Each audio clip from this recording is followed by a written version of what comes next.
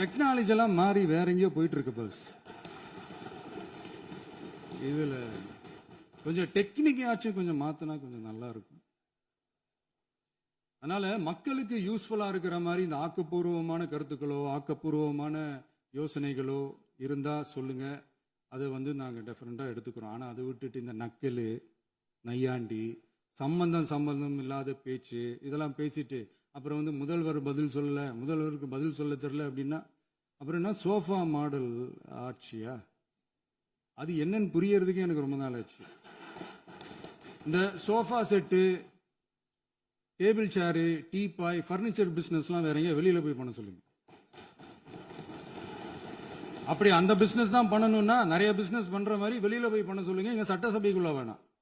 அதனால ஆக்கப்பூர்வமான கருத்துக்கள் இருந்தா சொல்லுங்க. டெஃபினட்டா அது சரியா இருந்தா நாங்க ஏத்துக்கிறோம். எனக்கு ஒரு குட்டி கதை ஒண்ணு ஞாபகம் வருது, சொல்லாமா? ஒரு ஊர்ல ஒரு பெரியவர் வெயில் ரொம்ப ஜாஸ்தியா இருக்குன்னு சொல்லிட்டு கண்ணுக்கு மேல கை வச்சுக்கிட்டு இப்படி சுத்தி முத்தி தேடிக்கிட்டு இருந்தாராம்.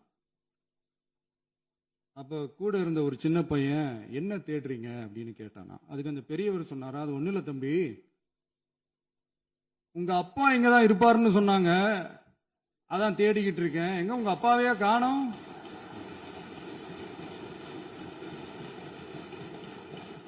இல்லங்க, எங்களுக்கும் நக்கலா நையாண்டியா சம்பந்தம் இல்லாத குட்டி கதை இதெல்லாம் எங்களுக்கும் பேச தெரியும்.